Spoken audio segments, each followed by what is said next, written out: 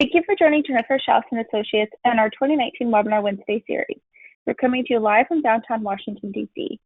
Our webinars are every Wednesday, and you can find the upcoming schedule on our website. Past webinars and all recordings are also on our website and our YouTube channel, along with over 160 other recordings on federal contracting topics. All are complimentary. If you have questions for our speaker today, you can reach out to them directly with the contact information you'll see on the last slide. All right, that's just a little bit about us. We are a Washington, D.C. based firm and provide services to federal contractors. This ranges from market analysis reports to proposal writing and also post-award compliance. More information is on our website, so please visit us there. We do offer advertising in our newsletter, so feel free to reach out at this email if you'd like more information on that. All right, our speaker today is Regina LaPierre, and she's going to be covering best practices for red team reviews. Regina, thank you for joining us, and I'm going to go ahead and hand it over to you. Great, thank you so much, Mallory. Hi, everybody. My name is Regina LaPierre. I have been in proposals for about 10 years, 5 of those as a proposal writer and editor, and the last 5 as proposal writer, editor, also managing. So I appreciate you coming, and I know some of you might be new to proposals, others might not. So hopefully for those who have not, those who are seasoned in proposals, you'll be able to pick up a few insights from this slide deck. Thank you. Okay, Mallory, I guess we can start with slide 1. So the red team review, it's a very pivotal point. It's preceded by the blue review, where you kind of set your outline, you decide what your solution is going to be, who the SMEs are, the subject matter experts who are going to be weighing in. You divvy up assignments, and you figure out, the competitive landscape and who else might be going after this particular contract. You try to figure out a way to ghost them by setting yourself up to show strengths that they might not have. And then you move on to the pink team, and that's when you come to the table with a solution that's pretty much gelled, but you don't have the content ready necessarily. By the time you get to red team, that is when you do have a comprehensive, complete proposal with all the sections finished, and you sit at preferably a table, and then you discuss what needs to be done. It's basically the final chance that the proposal team has to weigh in before it goes to the gold team, which involves editing. So next slide, please. So when the team looks at the red draft of the proposal, it's looking at does it reflect an understanding of the customer's challenges and circumstances? And does it offer a solution that makes logistical sense? So what has to happen at this point is that the executive team either needs to be at the red team review or receive a red team copy or get a comprehensive brief, because they are in tandem developing the cost proposal, and they need to make sure that what the proposal team is putting out as a solution in terms of personnel and hours and effort is going to match what they're putting together in the cost proposal. So they have to be involved at some level. But also the proposal team is looking at the content.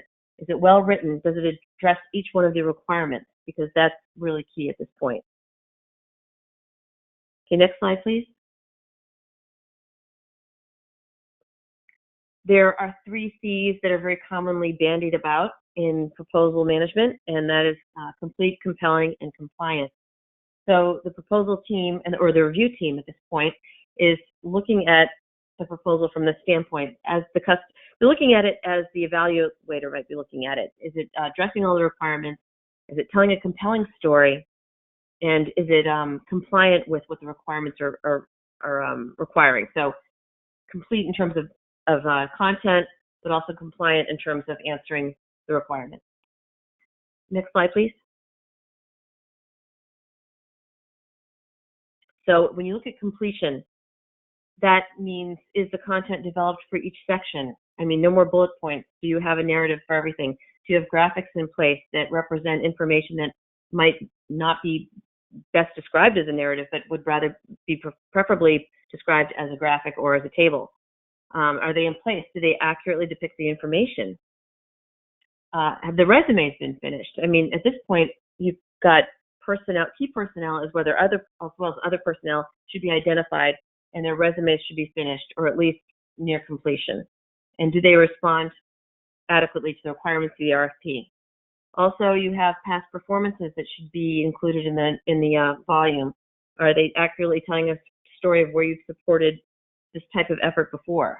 Because that is very important. If you're putting out a response to a solicitation, you've got to be able to say, yeah, we can do it, but also because we've done it before, we understand your requirements, and here's where we've done it successfully in the past. And so also, where do you have all the required information? Do you have the elements in place, the cover letter, the table of contents? If there's an acronym list that needs to be created, do you have that, etc.? Those things all are part of completion. Next slide, please. Compelling. I mean, basically, this is, are you telling a story that is going to be interesting to them, that is going to, the evaluators are going to listen to this story or read the story and say, this is what we need for our solution. So you've got to be persuasive. You've got to show that you understand the challenges and the environment that the agency or the customer is in, and that you're best prepared to provide the solution. At this point, too, you may have your win themes should be in place. You've ghosted the competition by highlighting your strengths against their perceived weaknesses, not necessarily naming them, because you can't, or it would be very bad form to do that. But, you know, if the company is weak in one area, you can talk about how, you know, you've got a worldwide presence or whatever is that they don't have that would be ideal for this customer to have. Compelling also means, is it well written? A lot of active voice for the most part. I mean, a lot of people want, they think it has to be active voice throughout, but to mix it up, sometimes you want to use passive voice here and there. But anyway, do you use active voice for the most part? Are you clear and concise in your sentences? And then is your information well presented with good formatting and call-out boxes for key points? And then the graphics completing the picture with what are called action captions. Action captions, something that Shipley really pushes. Basically, the way they depict it is you could have a picture of horses in a field, and the caption would be horses in a field, whereas an action caption would be more to the point of like agricultural strength, and then something about how we provide you know, agricultural services to the extended community or something like that. So it's just basically, it's not just telling what's in the picture, it's describing the result of whatever the picture depicts. So those are all things that would be help to make compelling elements in a narrative. Next slide, please. Compliant, and this is really important because many times agencies or customers receive voluminous amounts of proposals, and the evaluation team, the first thing they might want to do is kick out those that aren't compliant, that they don't have to read through. So make sure that you are following all the requirements for margins, font sizes, page limits, text in boxes versus text in narratives. They might ask for things on the cover sheet. For example, they might be sure to put the RFP number on the cover sheet. So if you don't do that, then you've missed a compliance niche that they might say, okay, well, that's it, you weren't compliant. Did you review the questions and answers and the amendments came out? Because there might have been changes, and that might affect compliance. They might have requisite forms, attachment A, B, C through K, whatever. Are they all filled out correctly according to the requirements? The best thing to do is to actually create a compliance matrix and update it with each amendment so that you can be sure that you are compliant throughout the process. So you don't want to be sent into the reject pile before they even have a chance to look at your solution. That's why compliance is really, really critical. Next slide, please. So the proposal manager will be the one to incorporate comments and work with the editors to edit the document before it goes to gold review. Gold review is where usually the executive team and the editors should just kind of work through the document to make sure it sings.